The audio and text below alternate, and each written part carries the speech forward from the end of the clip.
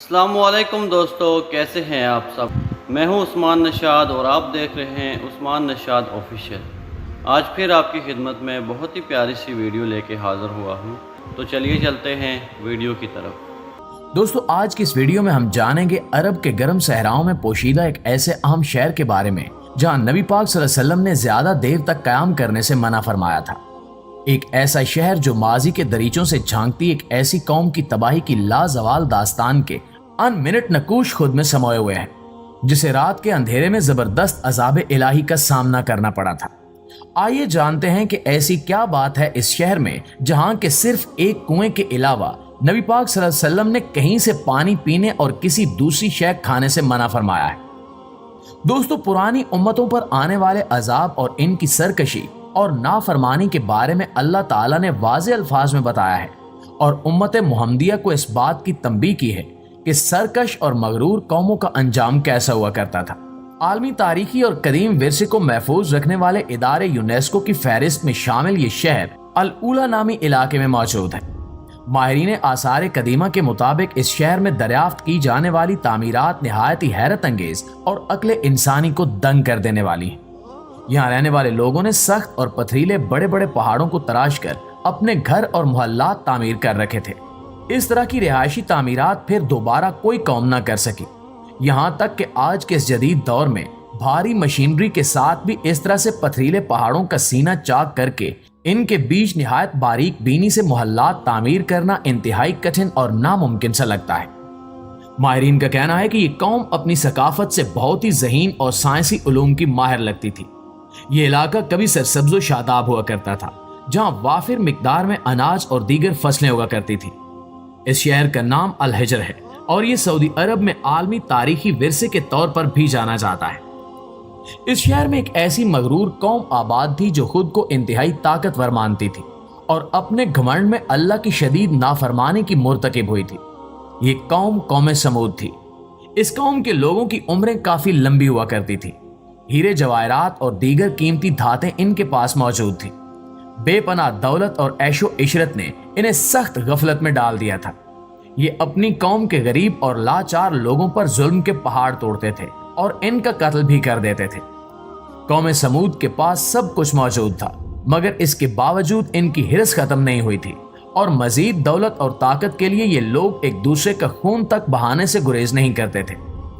اللہ نے قرآن پاک میں سورہ الاعراف میں اس قوم کا ذکر کچھ یوں کیا کہ یاد کرو جب تمہیں عاد کے بعد جان نشین بنایا اور تمہیں زمین میں جگہ دی کہ نرم زمین میں محل بناتے ہو اور پہاڑوں میں گھر تراشتے ہو، سو اللہ کے احسان کو یاد کرو اور زمین میں فساد مت مچاتے پھرو۔ دوستو غفلت اور گمراہی کے گھپ اندھیروں میں ڈوبی اس قوم کے لیے اللہ نے اپنے ایک برگزیدہ نبی حضرت صالح علیہ السلام کو ہدایت کا ذریعہ بنا کر بھیجا تاکہ یہ راہ ہدایت سے بھٹکے ہوئے لوگ اللہ کے فرمانبردار بن جائیں۔ مگر جب حضرت صالح علیہ السلام اللہ کے حکم کے مطابق اس قوم کے سامنے نبوت کا دعویٰ کرتے تو اس کے سرکردہ لوگ جو کہ اپنے آگے کسی کو کچھ بھی نہیں سمجھتے تھے، حضرت صالح علیہ السلام سے یہ کہنے لگے کہ اگر تم واقعی میں اللہ کی طرف سے بھیجے گئے نبی ہو تو ہمیں اپنی نبوت کا کوئی معجزہ دکھاؤ۔ انہوں نے اللہ کے نبی حضرت صالح علیہ السلام سے کہا کہ اگر تم واقعی سچے نبی ہو تو قریب میں واقع چٹان سے ہمیں ایک اونٹنی پیدا کر کے دکھاؤ، جس پر حضرت صالح علیہ السلام نے اللہ تعالیٰ سے دعا کی، جس کے بعد نبی صالح علیہ السلام کے معجزے کے طور پر اللہ کے حکم سے اس جگہ سے ایک اونٹنی پیدا ہوئی۔ اللہ کی شان دیکھیں کہ اس اونٹنی نے ایک بچے کو بھی جنم دیا۔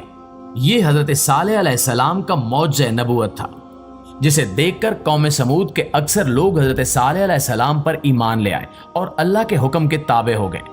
مگر اب بھی بعض لوگ اس قوم کے ایسے تھے جو اپنی طاقت کے نشے میں بری طرح سے ڈوبے ہوئے تھے اور اس معجزے کے بعد بھی ایمان نہ لائے، بلکہ اپنی سرکشی اور نافرمانی پر ڈٹے رہے۔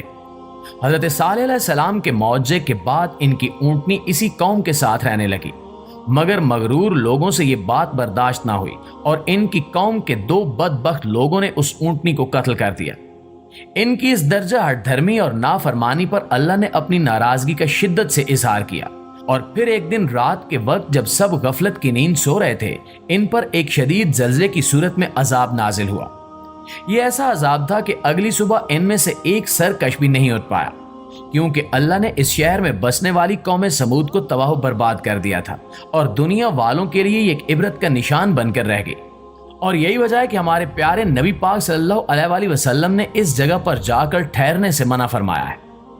ناظرین گرامی، جب غزوہ تبوک کے موقع پر نبی پاک صلی اللہ علیہ وآلہ وسلم اور ان کے لشکر کا یہاں سے گزر ہوا تو آپ صلی اللہ علیہ وآلہ وسلم نے بطور خاص صحابہ کرام رضی اللہ تعالی عنہم کو اس جگہ کے بارے میں بتایا اور لشکر والوں کو وہاں موجود کنووں میں سے صرف ایک کنویں سے ہی پانی پینے کی اجازت دی۔ یہ وہی کنواں تھا جس سے حضرت صالح علیہ السلام کی اونٹنی نے پانی پیا تھا۔ آپ صلی اللہ علیہ وآلہ وسلم نے اس جگہ پر تفریحات اور یہاں زیادہ دیر قیام کرنے سے بھی منع فرمایا، مگر افسوس کی بات یہ ہے کہ آج ہم مسلمان گمراہی کی نہ جانے کس راہ پر چل نکلے ہیں کہ ہم پچھلی امتوں کے عبرت ناک انجام تک کو بھلا بیٹھے ہیں۔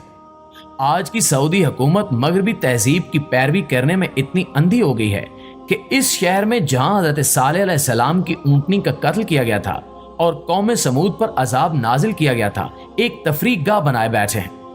گزشتہ کچھ سالوں سے یہاں پر ہر سال ایک بہت بڑا فیسٹیول منایا جانے لگا ہے جس میں تمام حدیں توڑتے ہوئے ناچ گانے کی محفلیں سجائی جاتی ہیں، اور یہ سب سعودی حکومت کی سرپرستی میں کھلے عام کیا جا رہا ہے، مگر کوئی اس پر کچھ نہیں کہہ رہا۔ سائنسدانوں نے کچھ وقت پہلے ہی اس بات کا انکشاف کیا ہے کہ اس شہر کے عین اوپر موجود اوزون لیئر میں شگاف پیدا ہو رہا ہے۔ آسان لفظوں میں اگر سمجھا جائے تو اوزون نامی ایک ایسی تہ ہے جو کہ زمین اور سورج کے درمیان موجود ہے، جس کی وجہ سے سورج کی خطرناک شعاعیں زمین پر موجود انسانوں تک نہیں پہنچ پاتی، مگر اب ہر گزرتے دن کے ساتھ اس میں سوراخ بنتا جا رہا ہے جو کہ انسانوں کے لیے انتہائی خطرناک ثابت ہو سکتا ہے۔ یہ شعاعیں اگر اس تہ میں پڑتے شگاف سے نکل کر انسانی جلد تک پہنچ گئیں تو انسان کو کینسر اور دیگر جلد کی شدید قسم کی بیماریوں میں مبتلا کر دیں گے۔ ناظرین گرامی، یہ تو قوم سمود پر آنے والے عذاب کی بات تھی، مگر اس کے علاوہ قوم لوط پر بھی اللہ نے شدید عذاب بھیجا تھا۔ نوح علیہ السلام کی قوم بھی سیلاب بھیج کر تباہ کر دی گئی۔ بنی اسرائیل ایک ایسی قوم ہے جس کے لیے اللہ تعالیٰ نے سب سے زیادہ نبی بھیجے۔ انہوں نے اپنے نبیوں تک کو قتل کرنے سے گریز نہ کیا، نتیجتاً اللہ نے مسلسل سرکشی کے بدلے انہیں عبرت ناک انجام سے دوچار کیا اور ان کے حلیے بگاڑ کر انہیں بندروں کی شکل میں ڈھال دیا۔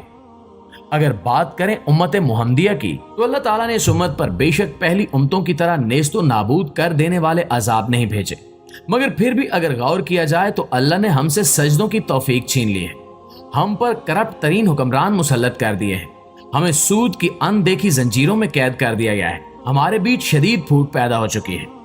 جی دوستو، تو آپ نے دیکھی آج یہ بہت ہی خوبصورت سی ویڈیو۔ امید کرتے ہیں کہ آپ کے علم میں اضافہ ہوا ہوگا اور آپ کو پسند آئی ہوگی، اور سبسکرائب کرنا نہ بھولیں۔ ملتے ہیں نیکسٹ ویڈیو میں، تب تک مجھے اجازت دیجیے۔ اللہ حافظ۔